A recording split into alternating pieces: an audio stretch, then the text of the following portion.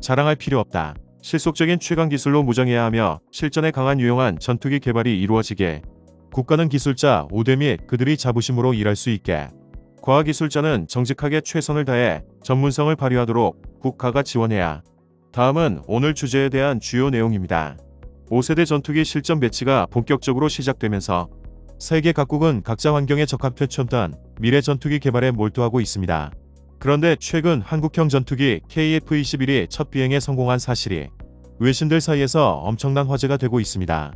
실제로 스페인 언론에서는 이번 일에 대해 한국의 5세대 군용기인 KF-21 보라매가 첫 비행에 성공해 기술력을 세계에 과시했다고 글로벌 데이터가 밝혔다. 라고 전하며 한국의 기술력은 한국항공우주산업 카이 도면에서 첫 비행까지 전투기 설계를 놀라운 속도로 진행한 점에서 가장 분명하다. 5세대 전투기 개발을 위한 투자는 한국처럼 되고 싶어하는 우방 국가에 KF-21을 판매하는 데 도움이 될 것이다. 라며 찬사를 보냈습니다. 이로써 대한민국은 세계에서 8번째로 초음속 전투기를 독자적으로 개발한 나라가 되었고 KF-21은 2026년까지 2,000회 이상의 시험 비행을 완료한 후 생산을 시작할 예정이며 2032년까지 그중 120대가 한국 영공을 지킬 것으로 예상되는데요. 이번 소식이 일본에 전해지자 열도 전체가 뒤집어졌습니다.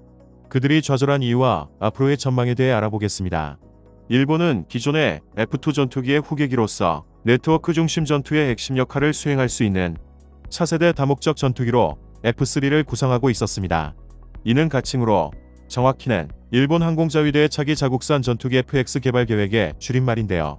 F3는 F-15J의 제공권 확보, 유지 임무를 승계하고 강력한 센서 이용함 및 네트워크 사격 능력으로 적성국의 5세대 스텔스 전투기 등에 대항하는 카운터 스텔스를 주목적으로 하는 슈퍼하이급 제공 전투기 사업입니다. 기술적으로나 성능적으로나 5세대 그 이상을 목표로 하고 있었죠. 이들이 과거 FSX 사업 당시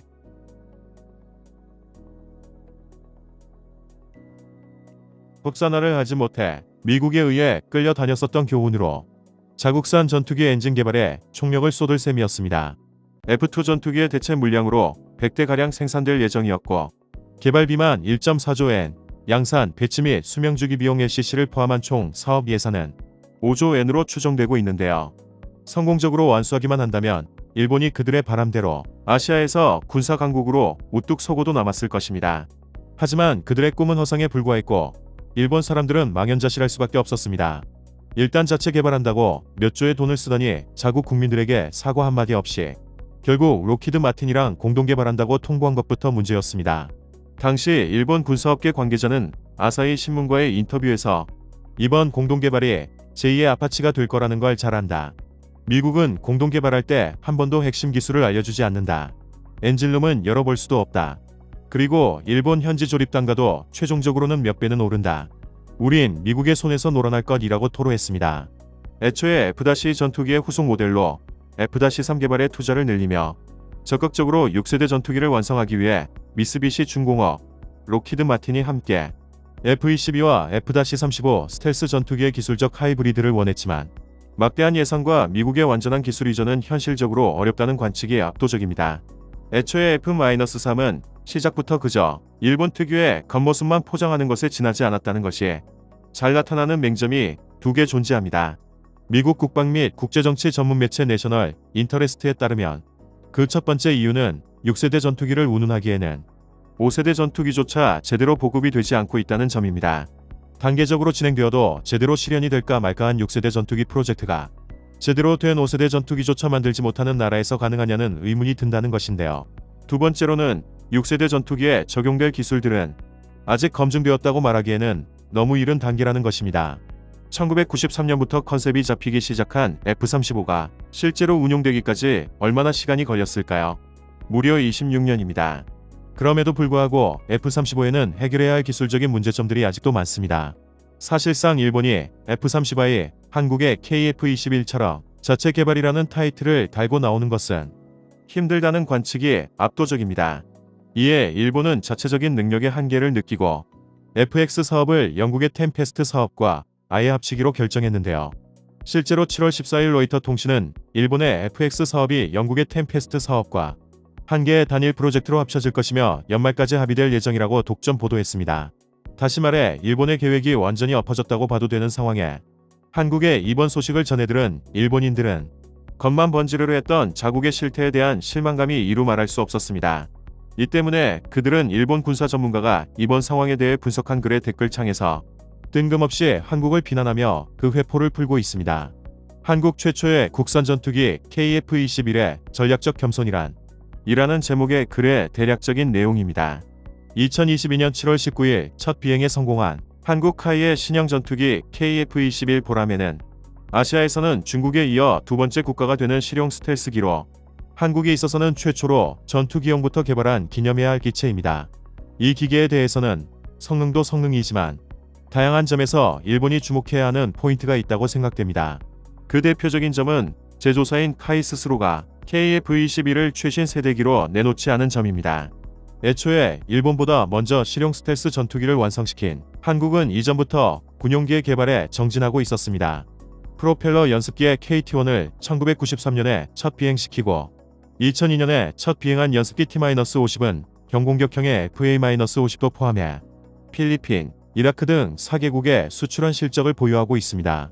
그리고 이번에 처음 비행한 KF-21에 대해 카이는 성능 면에서 전투기의 세대 구분을 성능에 플러스 알파가 있다고 하면서도 제4.5세대라고 칭하며 보잉 FA-18F 슈퍼호넷과 유로 파이터 타이푼과 같은 4.5세대 전투기와 F-21 랩터, F-35 라이트닝 II와 같은 제5세대 전투기 사이의 능력을 가진다고 설명하고 있습니다. KF-21을 4.5세대로 정의하는 것은 웨폰웨이를 사용하지 않아서일 수 있습니다. 다만 한국이 KF-21을 이렇게 겸손하게 표현하는 데는 성능 이외의 목적이 있을 겁니다. 굳이 4.5세대기라고 자칭하고 있는 것은 수출의 성공에 의한 자국 산업 발전 때문이라고 관측됩니다. 높은 성능은 오히려 주변국과의 군사 균형을 무너뜨리고 긴장을 높일 수 있죠. 반면 0.5라고 하는 차이라면 배치 후의 업데이트로 5세대기가 되는 일도 있을 것이고 수면 밑에서 어필하기도 좋습니다. 여기에 T-50의 수출을 성공시킨 카이의 전략적인 계산을 볼 수 있습니다. 전투기의 수출 경험이 없는 일본보다 해외 세일즈의 노하우를 가지고 있는 것은 틀림없을 것입니다. 이 밖에도 그는 일본이 한국보다 늦었다는 사실을 강하게 지적하며 일본 군사업계의 각성을 촉구하고 있는데요. 어떻게 보면 자국을 생각해 당연한 말을 하는 것인데 일본인들의 반응은 참담했습니다. 신칸센에 맞서 최고속도를 이겼다고 해서 신칸센의 운용안전을 이긴 것은 아니다. 문제는 적 전투기를 쏘아 떨어뜨릴 수 있는지 쏘아 떨어지는지의 차이일 것이다. 움직이는 적을 만들어도 전략상 의미는 없다. 국산 음속이기 때문에 기술적으로 기쁜 모양인데 고장, 유지 보순, 운용에 문제가 있다면 의미가 없다.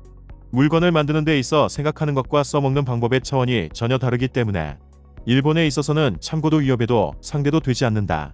그 비행기 날아 착륙할 수 있니? 추락은 착륙이 아니야. 한국에서만 품질 관리한다니 안심이 안 돼. 사는 나라가 있을까? 아직 눈에는 보이지 않는 여러가지 문제점이 뒤늦게 나올 것이 뻔하다. 구입을 검토하는 나라는 KF-21의 상태를 보면 그만둬야 할 거야. 재밌는 것은 추천 메뉴에서 싫어요가 많이 달린 댓글들은 오히려 정상적이었습니다. 일본은 어느새 한국의 모든 분야에서 지고 있다. 이것은 일본 정부가 기술 개발을 늦추거나 일본 경제를 망치고 일본의 경영자들이 눈앞의 이익에 사로잡혀 돈 드는 기술의 개발을 안 해왔기 때문이다. 한국은 반도체 분야에서는 삼성을 중심으로 세계 최고 자리를 차지하며 조선, 항공기, 자동차, 전자산업에서도 일본은 거의 따라잡혔다. 드론에서도 일본은 유럽과 미국에 10년 뒤처져 최근까지 방위성은 중국제 드론을 사용해 기지의 보안이나 공중 촬영에 사용하고 있어 기지의 정보는 중국에 누설되고 있다고 미국에 지적당한다.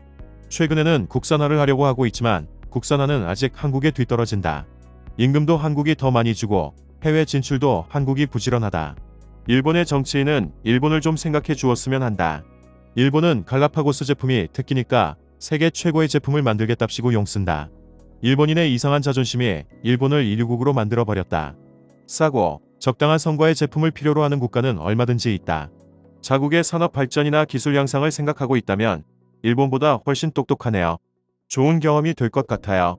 한편 세계는 빛 좋은 개살구였던 일본의 F3보다 실질적으로 다양한 부분에서 성과를 보여주는 한국의 KF-X 사업에 훨씬 주목하고 있습니다. 야심차게 돈을 쏟아붓는다고 광고해놓고 별다른 소식이 없는 일본의 상황과 달리 한국은 이미 상당한 미사일 전술과 AI 기술을 접목해 자주국방을 위한 준비를 빠르고 꾸준하게 해온 결과 KF-21의 초도 비행을 성공적으로 마쳤습니다. 차기에는 한국이 더욱 가성비 좋은 6세대 전투기에 근접할 수 있을 것으로 전 세계 업계는 보고 있으며 중국 역시 일본보다는 KF-X를 몹시 경계하고 있습니다. 이 같은 관심으로 기술력을 인정받아 다른 국내 방위 산업에도 긍정적 효과로 이어질지 주목되는 상황입니다. 다음은 관객들의 댓글입니다. 일본이 6세대 전투기 가져도 수출로 가성비 최하, 가동률 최하 전투기 될 가능성 크다. 한마디로 생산도 많이 못하고 아웃될 가능성이 크다는 얘기. 일본은 있는 거 개선은 잘한다 근데 새로 만드는 건 대부분 실패 책임을 회피하니 끝까지 못 가는 거 우리야 좋지. 계속 그렇게 한국 깔보면서 나태하게 살아라. 그동안 한국은 6세대 전투기까지 업그레이드 될 거라 믿는다. 대한민국 기술진 연구진 분들 힘내세요. 응원합니다. 머리 좋은 나라, 자존심 강한 나라, 끈기와 긍지 있는 한민족 화이팅. 미국이 저렇게 완강한 것은 일본한테 진주만 뒤통수 맞았거든. 그때부터 영웅부터 각성을 했을 듯. 일본 책임져. 첨단 기술 없으면 종이 비행기에 불과합니다. 미국 부품 써봤자 실전 시 무용지물이니 또 포장해서 군사력 순위 올리려 발악하는 겁니다. 실제 일본 군사력 10위에도 못 듭니다. 대한민국 정부와 공군은 놀이로 즐길 수 있는 문화로 국민 개개인이 몰랐던 특성을 이끌어낼 수 있게 다양한 놀이 문화들 개발해 F-35 정비창이 일본에 있고 일본은 F-35를 정비하면서 기술 축적을 노리고 있다고 보여집니다. 다음에는 6세대기 같은 5.5세대 전투기를 독자 개발하고 FA-50, KF-21을 시리즈로 수출합시다.